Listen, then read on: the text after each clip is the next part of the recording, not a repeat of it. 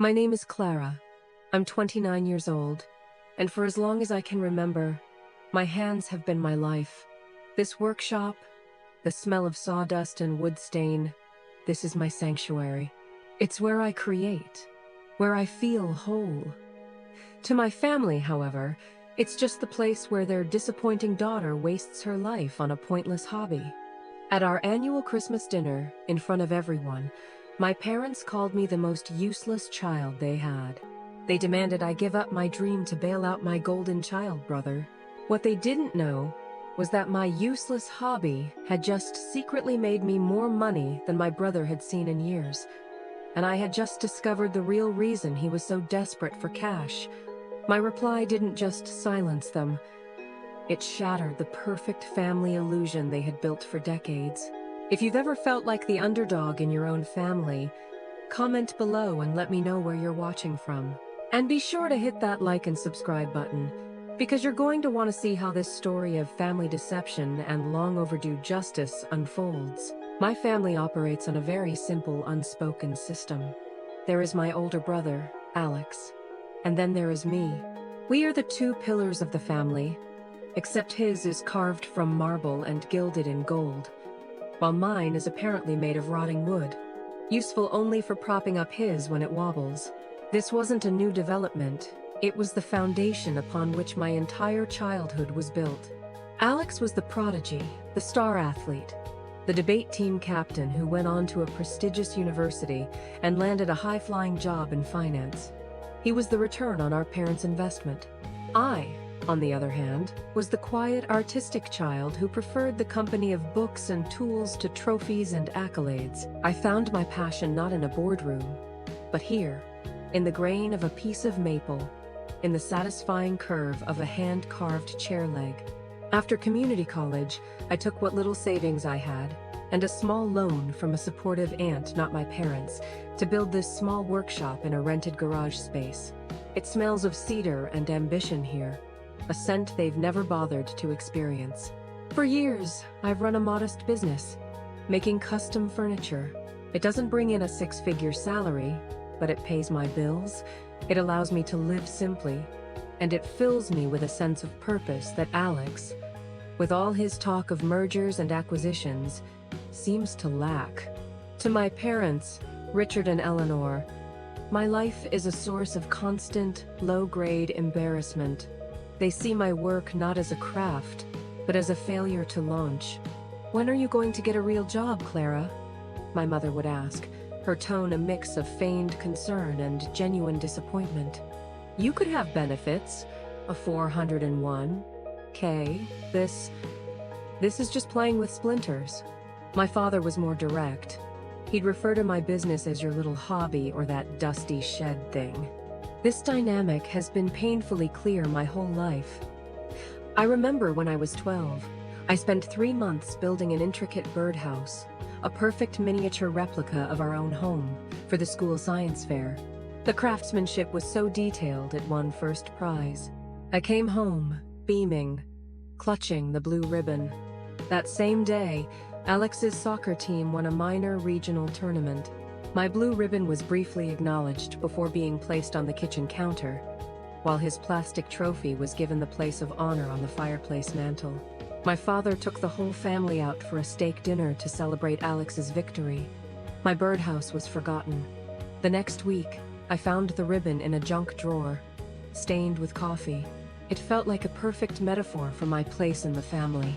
The financial disparity was even more stark.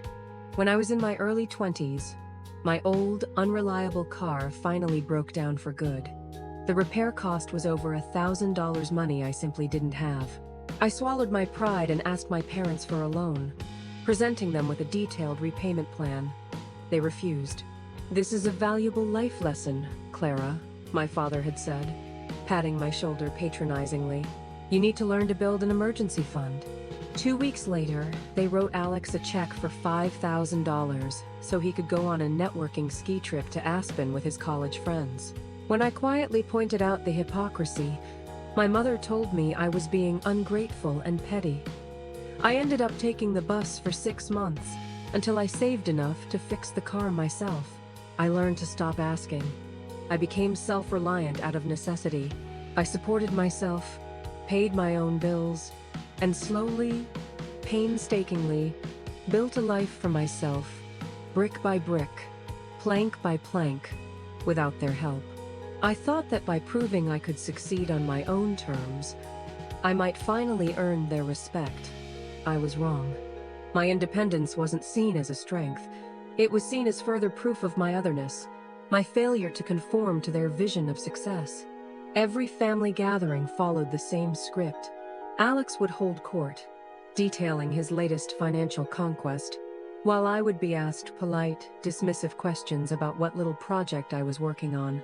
My parents would hang on his every word, their faces glowing with pride. When they looked at me, their smiles were strained, their eyes filled with a kind of weary resignation. This Christmas was supposed to be a big one.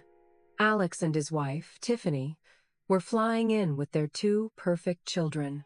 It was the annual pilgrimage to the family home, a time for feasting, gifts, and the ritualistic worship of their golden son. I felt the familiar knot of dread tightening in my stomach as December approached. I told myself this year would be different.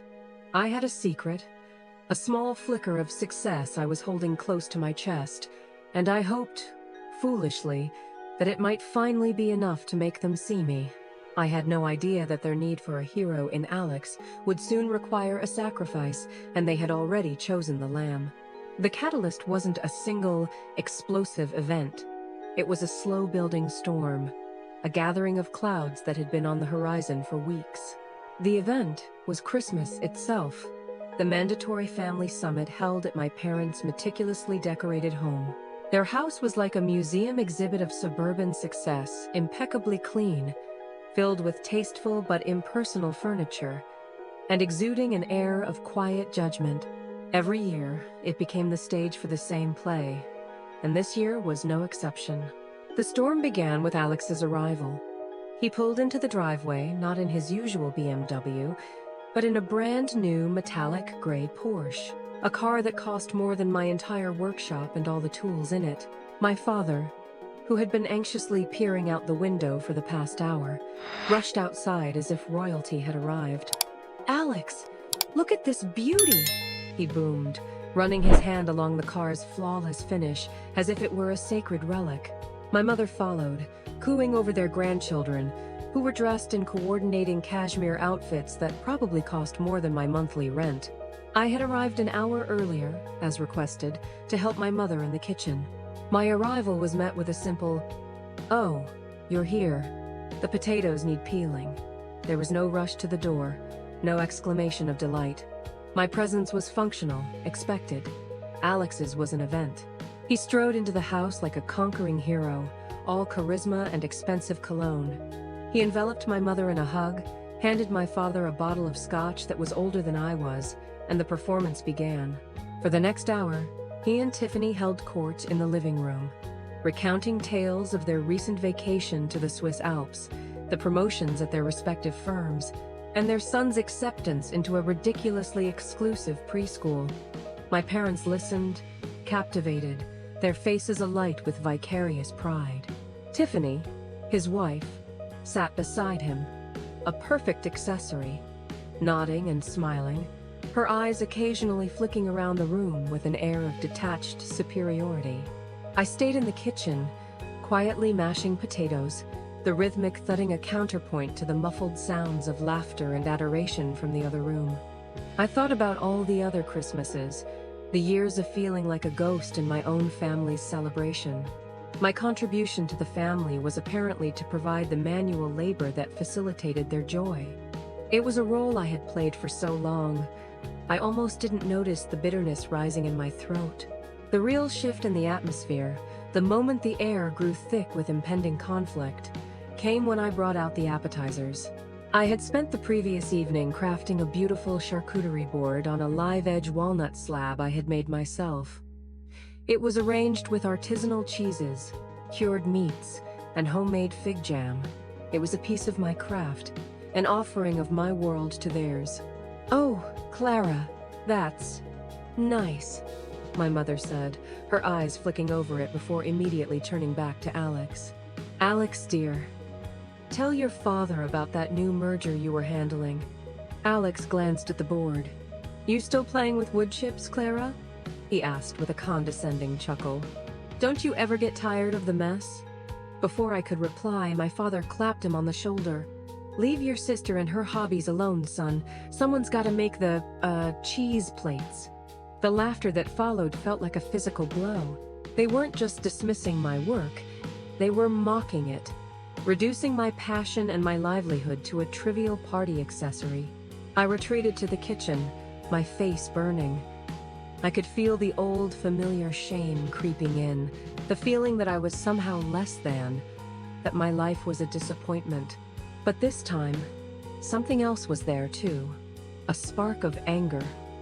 For years, I had absorbed their condescension, their casual dismissals. I had let them define my worth. But things were different now. I had my secret, the commission from the renowned interior designer, a project so significant it was set to change my entire career. I hadn't told them yet. I was waiting for the right moment, a moment where it might actually be heard and not just dismissed. I was beginning to realize that with them, the right moment might never come. This Christmas already felt heavier than the others, charged with an energy that promised not peace and goodwill, but a long overdue confrontation. The passive-aggressive jabs of the afternoon were just a warm-up. The main event, the systematic dismantling of my self-worth, began in earnest after dinner, during the traditional gift exchange. This annual ritual was less about generosity and more about reinforcing the family hierarchy. Alex and Tiffany, of course, went first. They presented my parents with an all-expenses-paid luxury cruise to Alaska. My mother wept with joy. My father, his voice thick with emotion, declared Alex the most thoughtful son a man could ask for. They gave each other ostentatiously expensive gifts as well.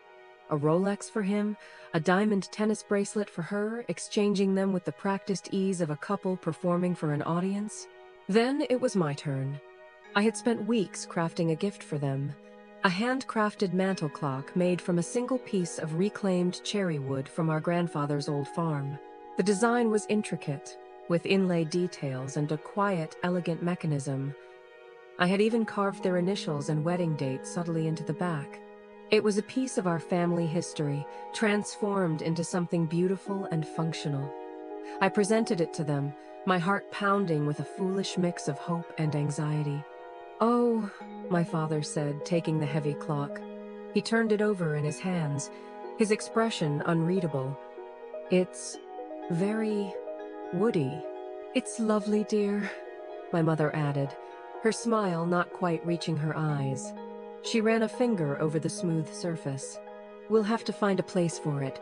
Maybe in the guest room." The guest room was where unwanted gifts went to die. The cruise tickets were already being proudly displayed on the fridge. The contrast was a slap in the face. My gift, which came from the heart and from months of labor, was treated as a charming but ultimately useless trinket.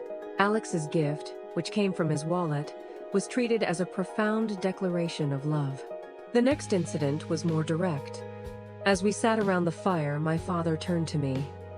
"So, Clara," he began, his tone that of a CEO addressing a struggling intern, "your mother and I were talking. This business of yours. It's been a few years now. Is it really sustainable? Are you even thinking about your future?" I took a deep breath, trying to remain calm. "Actually, Dad, it's going very well. I've had to start a wait list for commissions, and I'm looking at hiring an assistant." I tried to inject a note of pride into my voice, but it came out sounding defensive. Alex snorted into his glass of scotch. "A wait list? For what? Wooden bowls? Come on, Clara, you're 29. It's time to get serious. The real world has things like health insurance and retirement plans, not just sawdust and dreams." He said it with a laugh, as if he were just teasing, but the barb was sharp and intended to wound.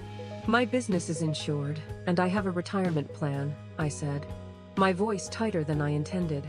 "It's a registered LLC, not a lemonade stand." My mother waved a dismissive hand. "Don't be defensive, dear. We're just concerned." We want you to be secure. Your brother has built such an incredible life for his family. He has responsibilities. We just want the same for you." Every word was a comparison. Every concern was a judgment. They weren't trying to understand my life. They were trying to rewrite it into a narrative they found more acceptable. I tried to explain the value of my work, the artistry, the growing demand for bespoke, handmade furniture. I mentioned the satisfaction of creating something tangible and lasting.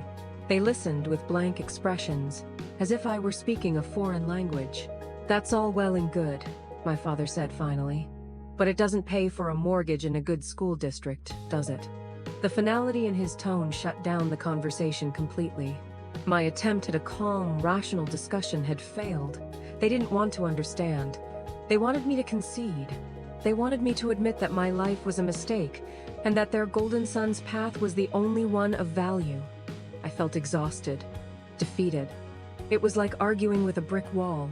Later that evening, as I was helping clear the dishes, my Aunt Carol, my mother's younger sister, came into the kitchen.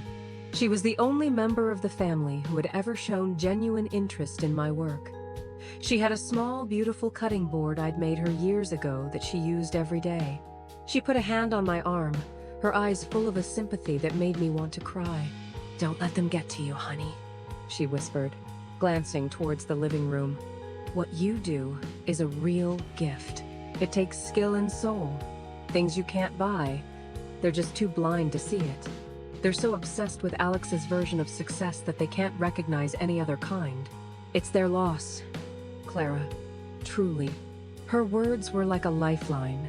Hearing someone else validate my feelings, confirming that I wasn't just being too sensitive, solidified something in me. I wasn't crazy. The dynamic in this family was toxic. For years, I had questioned myself, wondering if I was the problem. Now, seeing it through my aunt's clear eyes, I knew I wasn't. The problem was a deep-seated favoritism that had poisoned our family for decades. I thanked her with a watery smile, feeling a renewed sense of resolve. I had been planning to tell them about my big commission, to use it as a shield against their criticism. But now I realized that wouldn't be enough. Their prejudice wasn't based on my income, it was based on my choices. Presenting them with my success wouldn't change their minds. It would only confuse them. They needed more than a revelation. They needed a reckoning.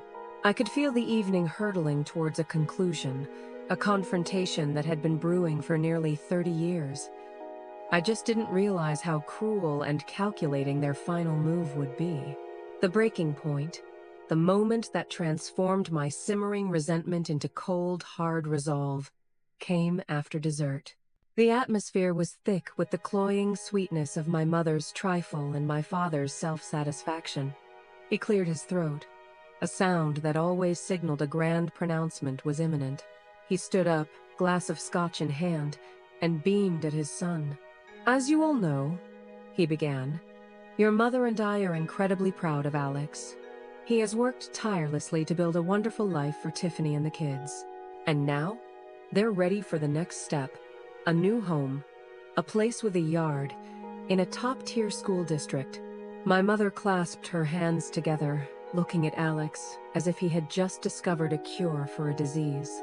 "It's just that the market is so competitive right now," she chimed in.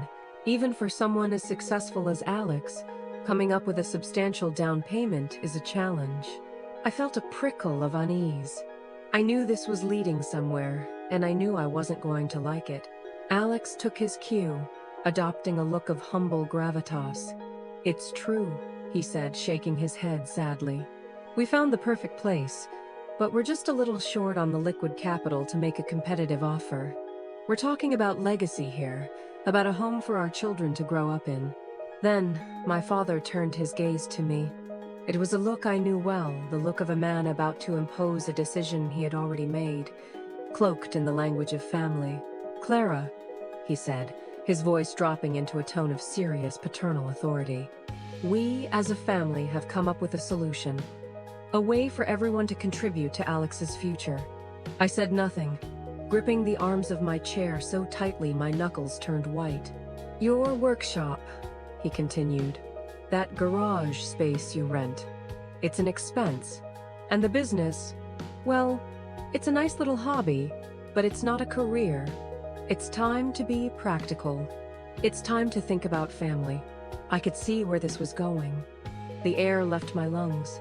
We want you to sell your tools and your inventory, my mother said, her voice soft and wheedling, as if she were offering me a wonderful opportunity. That old equipment must be worth a fair bit. And then, you can get a proper job. Something in administration, perhaps, with a steady salary. You could contribute that income and the money from selling your things to Alex's down payment. It would be your contribution to the family's legacy. The room fell silent. They were staring at me, all of them, my father with stern expectation, my mother with pleading eyes, Alex with a look of entitled certainty. They had, in front of everyone, just declared my life's work, my passion, my very identity, as nothing more than a pile of assets to be liquidated for my brother's benefit. The physical space I had built, the skills I had honed, the soul I poured into my work, it was all just cash to them. Cash for Alex. Then came the final, fatal blow. Look, Clara, my father said, his patience clearly wearing thin at my stunned silence. Let's be blunt. Alex is building an empire, a future for this family. What you're doing, Island? Well, it's nothing. You bring nothing to the table. Of all our investments, you are the most useless.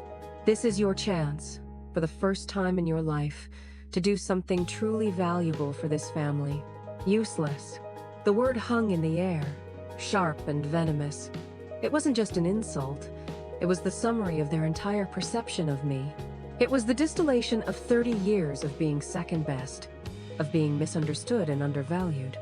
It was the final, crushing weight on a foundation that had been cracking for years. My entire existence, my very being, was just a line item on their family balance sheet that had failed to perform. In that moment, something inside me didn't break. It froze. The hurt, the anger, the shame, it all solidified into a single, clear, diamond-hard point of certainty. I saw them for exactly what they were. A board of directors who had just deemed my entire existence a failed investment, ready to be written off. My Aunt Carol was staring at me, her face pale with shock and outrage on my behalf. Tiffany was examining her manicure, completely unfazed.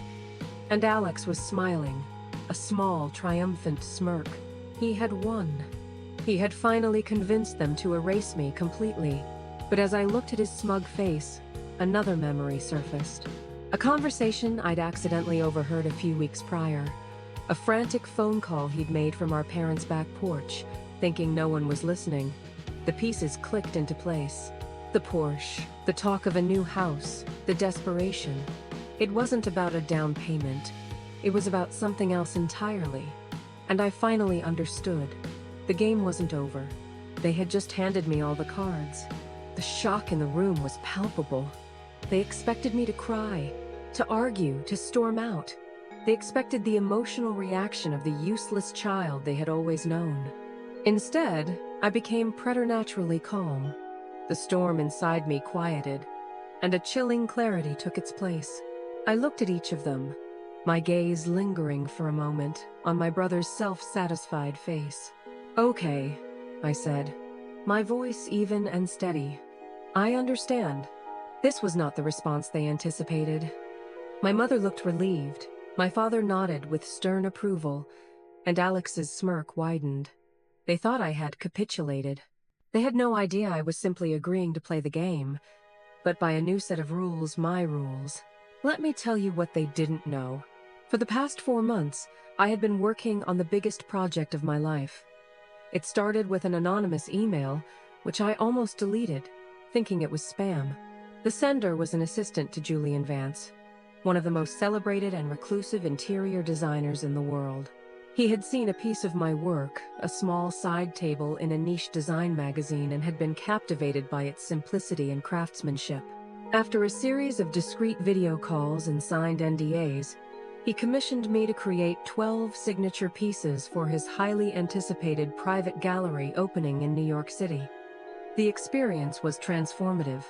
For the first time, I was treated not as a hobbyist, but as a respected artist. His team spoke to me with deference. My ideas were not just heard, but sought after. The commission was not just a career-making opportunity. It came with a paycheck that was, to me, astronomical. The final payment of $250,000 had been wired to my business account just 2 days before Christmas. My useless hobby had just netted me $250,000. But that wasn't my only secret. The second, more potent piece of leverage came from that phone call I had overheard. I had stepped out onto the back porch to get some air a few weeks ago during a Sunday visit. Alex was out there, his back to me, pacing and speaking in a hushed, frantic tone. "I don't have it," he was saying. "The market turned. No, you don't understand. If I can't cover the margin call by the end of the year, they'll liquidate everything. I'll be ruined." He then mentioned a name, a high-risk investment fund I'd heard about on the news, one that had recently imploded. He wasn't short on a down payment. He was on the verge of financial collapse. He had gambled heavily with his clients' money, and likely his own, and lost. The new Porsche wasn't a sign of success. It was a desperate attempt to maintain the illusion of it.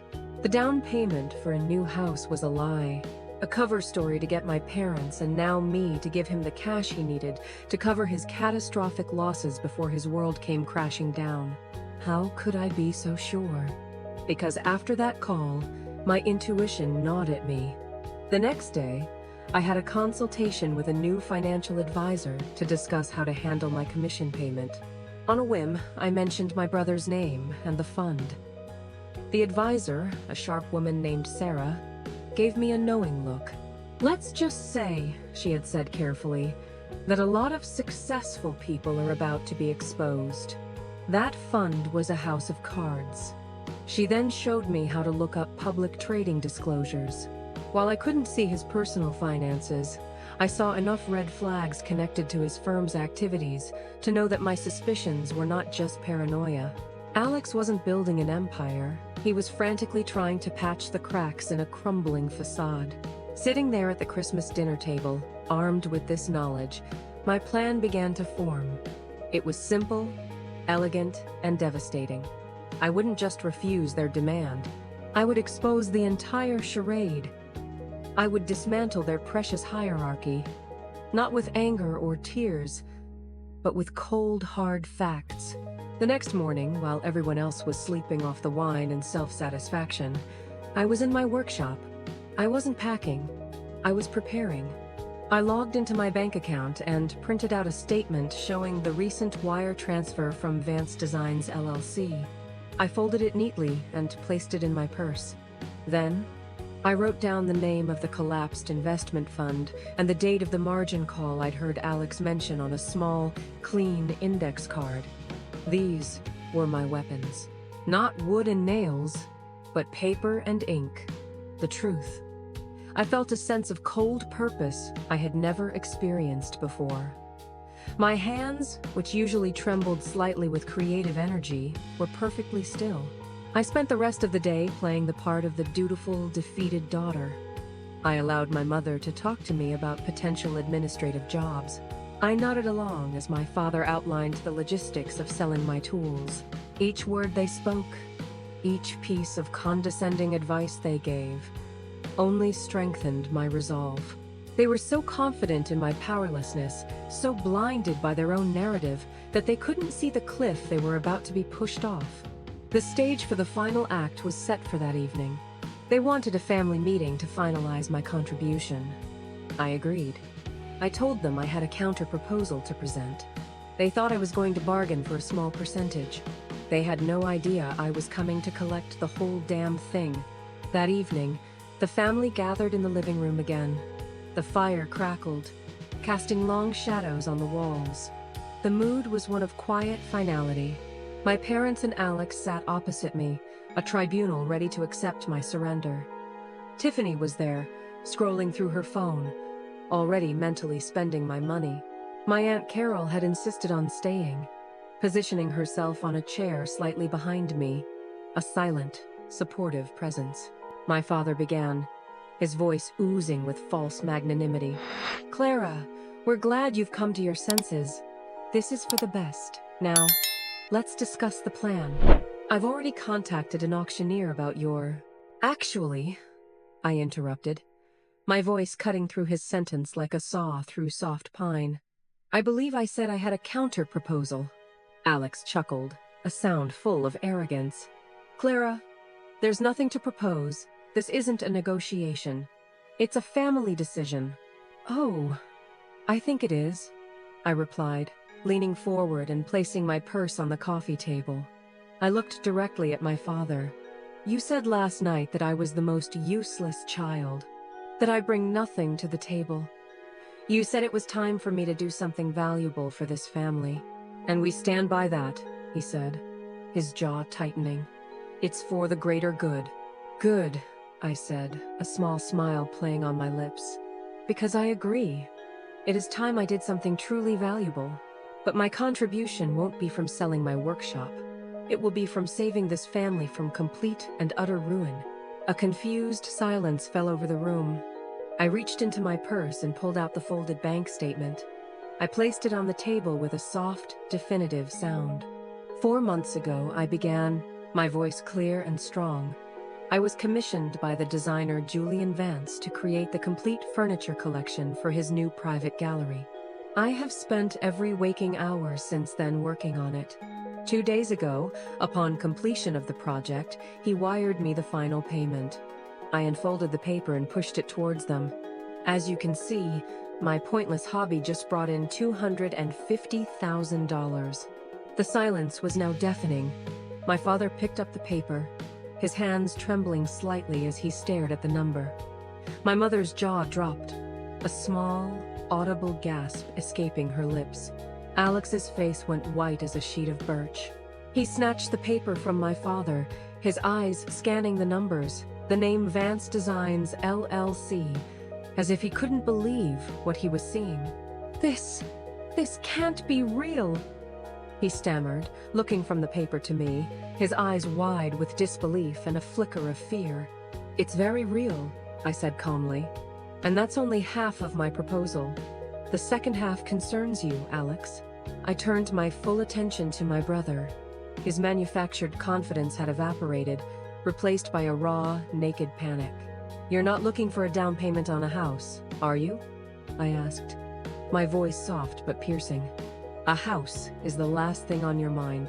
"I don't know what you're talking about," he blustered, but his eyes darted nervously towards our parents. He was cornered. I reached into my purse again and took out the small index card. I placed it on the table next to the bank statement. It looked so small, so innocuous, but it was a detonator. "You invested heavily in the Orion Capital Growth Fund, didn't you, Alex?" The color drained completely from his face. My father looked from me to Alex, his expression shifting from confusion to dawning horror. "The fund collapsed 3 weeks ago," I continued, pressing my advantage. "You're facing a margin call. You need cash, and you need it by the end of the year, or you will be financially wiped out. You'll lose everything. Your clients' money, your home, this brand new Porsche you bought to keep up appearances. Am I wrong?"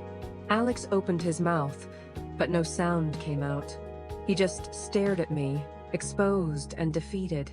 He looked like a child who had been caught. "You lied," I said, my voice rising with the force of years of suppressed anger. "You lied to Mom and Dad. You were going to let them convince me to liquidate my life, my dream, my future, not for your success, but to cover up your catastrophic failure. You, who always lectured me on being responsible, were going to use me as your personal bailout." My mother started to cry softly. "Alex, is this true? Tell me she's wrong." He wouldn't look at her. He just stared at the floor, his shoulders slumped in defeat. My father stood up, his face a mask of fury and betrayal. He looked at Alex, his golden son, his perfect investment, and for the first time, I think he saw him for what he was, a fraud. So here's my counter-proposal, I said, standing up to face them all. You will not get a single cent from me. The auctioneer is cancelled. The talk of my uselessness is over. I will be taking my money, and I will be investing it in my own future, in a new, larger workshop, and in a life that I have built for myself, without any of your help. I turned to Alex, and you will tell them the truth. All of it. Right now. I picked up my purse and my coat. Aunt Carol stood up with me, placing a supportive hand on my back. I am not useless, I said, my voice ringing with a strength I never knew I possessed. My worth is not determined by your narrow materialistic standards, and I am done trying to win the approval of people who were never willing to give it. I walked towards the door, leaving them in the ruins of their perfect Christmas. The golden child had fallen, the marble pillar had crumbled to dust, and the one they had called useless was the only one left standing. Walking out of that house was like taking my first breath of clean air after being trapped in a smoke-filled room for my entire life. The cold night air hit my face, sharp and real. Aunt Carol followed me out, pulling me into a fierce hug on the front porch as the door clicked shut behind us, sealing off the shouting that had already begun inside. The muffled sounds of my father's enraged questions and my mother's sobs were a chaotic symphony of a world collapsing. I am so proud of you, she whispered, her voice thick with emotion. You have no idea how long I've waited to see you do that. I didn't go back to my small apartment that night. I stayed with Aunt Carol. We didn't talk much about what happened. We didn't need to. She made me a cup of tea, gave me a warm blanket, and let me just be. Sitting in her quiet living room, the weight of years of striving for my parents' approval finally lifted from my shoulders. It wasn't just relief, it was a profound sense of liberation. I had spent so long contorting myself to fit into their tiny box of expectations, and now, I had not just stepped out of the box, I had smashed it to pieces. I felt strangely light, hollowed out, but not empty. The next day, my phone was a barrage of texts and missed calls. My mother sent a series of pleading, incoherent messages, alternating between, "We need to talk," "How could you do this to your brother?" and "Your father is beside himself." My father was silent. Alex was silent. I didn't reply to any of them. I put my phone on airplane mode and spent the day with my aunt, sketching out designs for my new workshop. For the first time, I wasn't just dreaming, I was planning. My lines on the paper were firm, confident. A few days later, I moved forward with my plans. I met with Sarah, my financial advisor, and we created a solid investment strategy for my commission money, setting aside a large portion to purchase a commercial property for a new, expanded workshop and gallery space. The freedom to make such a significant move, to invest in my own dream without having to ask for permission or justify myself, was intoxicating. The fallout from that Christmas night was, from what I heard through Aunt Carol, cataclysmic. Alex had confessed everything. He was not just in debt, he was facing potential lawsuits from clients and an investigation from financial regulators. My father, a man whose entire identity was wrapped up in his children's success, was devastated. He had reportedly given Alex a significant portion of his retirement savings to try and mitigate the damage, but it was a drop in the ocean. The new Porsche was gone, repossessed. The perfect condo was on the market. Alex and Tiffany's marriage, unsurprisingly, was under immense strain. My parents' attempts to contact me continued, but their tone shifted. The anger gave way to a kind of bewildered guilt. They couldn't understand how they had gotten it so wrong, how the child they had championed had failed so spectacularly, while the one they had dismissed had quietly built a life of substance and integrity. Their world had been turned upside down, their belief system shattered. They had lost their golden child, and in the process, they had pushed away the daughter who had, ironically, been the one to finally tell them the truth. I knew a road to reconciliation, if one even existed, would be long and would have to start with them, not me. For now, my focus was on building my future, a future that was finally, unequivocally, my own. 8 months after that fateful Christmas, my life was unrecognizable. I stood in the middle of my new workshop and gallery, a 2,000-square-foot converted warehouse space in the city's burgeoning arts district. Sunlight streamed through the massive industrial windows, illuminating the fine particles of sawdust that danced in the air like glitter. The scent of fresh-cut oak and cedar filled the space. It was mine. Every beam, every workbench, every gleaming tool was a testament to the life I had built. The front of the space was a clean, minimalist gallery where my finished pieces were displayed like sculptures, each one telling a story. My business, now operating under the name Claris Craft, had flourished beyond my wildest dreams. The Julian Vance Commission had opened doors I never knew existed. I was featured in several major design magazines, and orders for custom pieces poured in from clients across the country. I had hired 2 apprentices, talented young woodworkers whom I was passionate about mentoring. I found a deep joy in passing on my skills, in fostering their creativity in a way mine had never been fostered at home. I was no longer just a craftswoman. I was a business owner, an employer, an artist who was finally being recognized on her own terms. The financial security was wonderful, but the true reward was the peace. The constant, gnawing need for my parents' approval was gone, replaced by a quiet, steady confidence in my own worth. The fate of my family had unfolded much as I had anticipated. Alex had managed to avoid jail time, but his career in finance was over. He had lost his license, his condo, and most of his clients' money. He and Tiffany had divorced. She had taken the children and moved back to her home state, leaving Alex to pick up the pieces of his shattered life. The last I heard from Aunt Carol, he was working a low-level sales job, living in a small rental apartment, and was deep in debt. He was, for the first time in his life, being forced to stand on his own 2 feet, and he was finding the ground incredibly shaky. There was no poetry in his downfall, only a sad, predictable outcome for a life built on illusion and entitlement. My relationship with my parents was a delicate, ongoing reconstruction. A month after Christmas, my father had called me.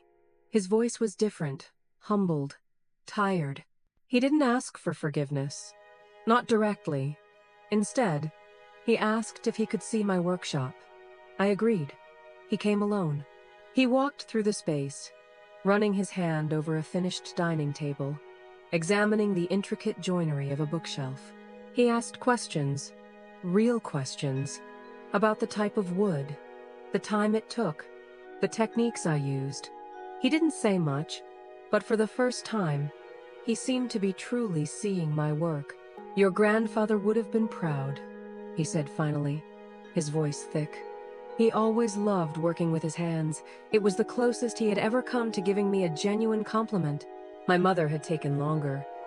She was grappling with the collapse of the family image she had so carefully curated.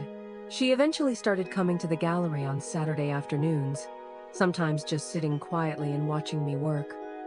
We started talking again, not about the past, but about the present. She asked about my projects, about my employees, about my life. The conversations were often stilted, but they were real. The boundary was clear. Our relationship could only exist in the truth of the now, not in the fiction of the past. There would be no more pretending, no more hierarchies.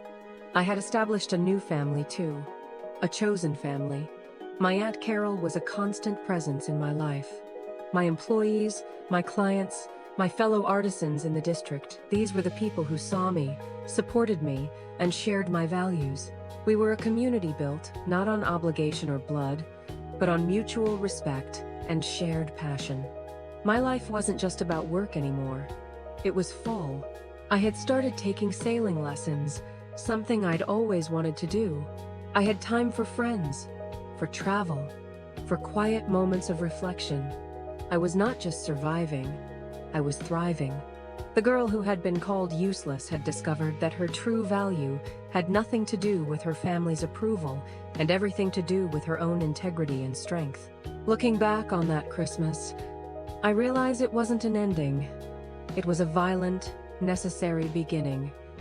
For years, I had been trying to earn a seat at a table where I was never truly welcome. I thought if I just worked harder, was quieter, was more accommodating, they would eventually see my worth. The greatest lesson I learned was that you cannot force someone to value you when they have already decided you are worthless. True worth isn't something that is given to you by others. It's something you build within yourself, piece by piece, until it's a structure so strong that no one's opinion can ever tear it down. My parents' love was conditional, based on a narrow definition of success that I could never, and would never, fit. My brother's respect was non-existent. He saw me only as a resource to be exploited. Walking away from that was the hardest and most important act of self-love of my life.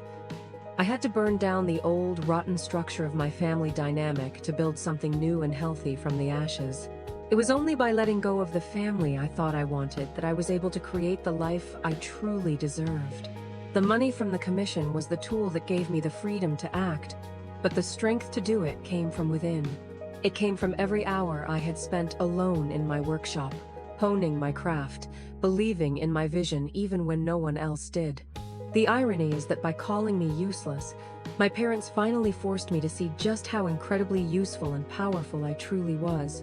Have you ever had a moment where you had to choose between your own well-being and your family's expectations? What did you do, and what did you learn from it? I would love to hear your stories in the comments below. If this story resonated with you, please give it a thumbs up, subscribe for more real-life stories about overcoming challenges, and share this video with someone who might need to hear that their worth is defined by them, and them alone. Thank you for listening, and remember, sometimes the most beautiful things are built from the pieces that others have discarded.